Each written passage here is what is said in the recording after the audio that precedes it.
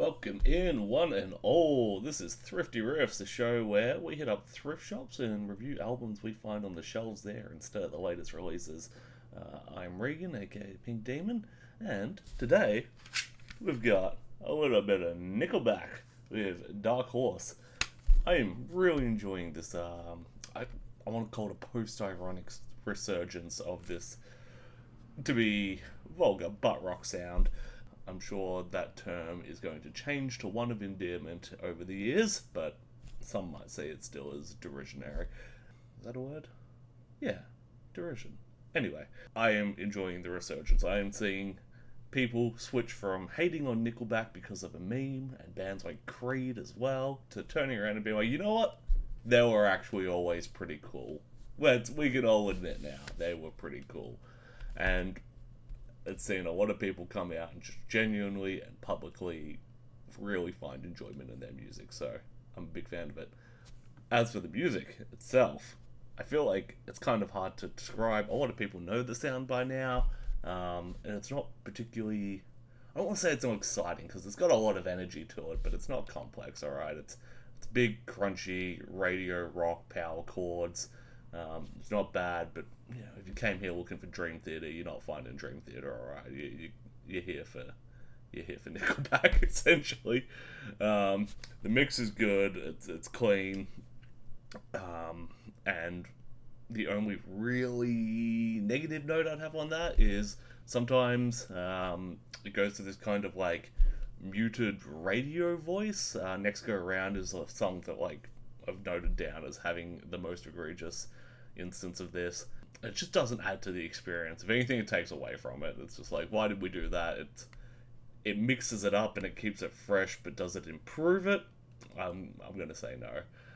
Where the memorable aspects really lie on something like Nickelback that is not musically complex, but it still has its own merit, is in the lyrics. And there are some ripper earworms in the lyrics on this. Now, as I was listening to this and I'm taking notes, I begin to notice something, and I keep seeing memes online, and they're a bit gone. They're kind of yesteryear's memes, but people kept calling Sleep Token this horny metal band, and it's all sexed up and stuff. And then I listen to Sleep Token, I'm like, this is just sad, whiny shit. This is horny riff, alright? I feel like Scott Stapp must have some Dorian Gray-like agreement where every impure thought that he ever has just gets plucked straight from his head so that he can remain holy, and they put it in Chad Kroger's head instead. Because, on first listen through, I'm like, man, this has to be 3/4 horny songs. So, I figured let's go through them and see if I was right on that. So we got Something in Your Mouth. You can probably guess that one is a sexual song. Burn It to the Ground, that's about a big night out, that's fine.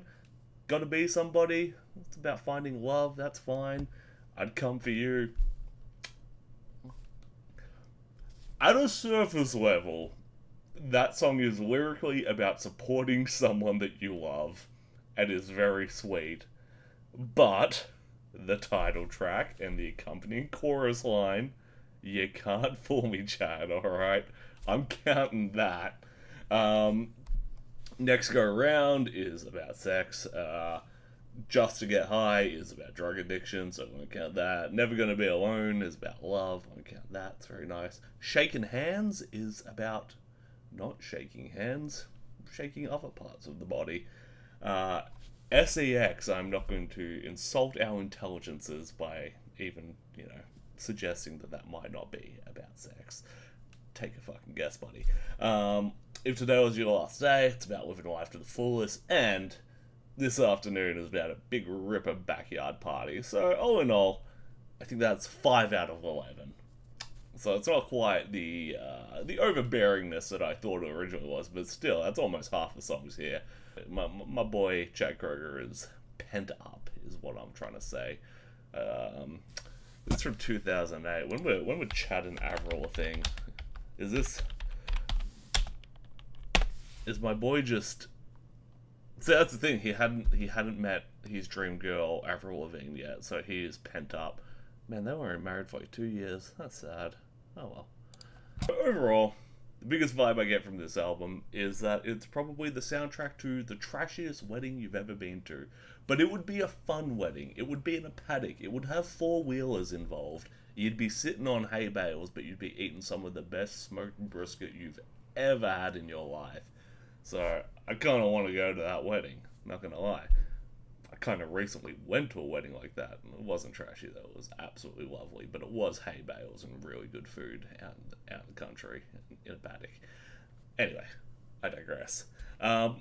Overall, look, I have to be honest. If this didn't have the last two tracks, if today was your last day and this afternoon, this would probably be entirely forgettable in their discography. The other songs are good. The lyrics get a little rising. I get a little, not that sort.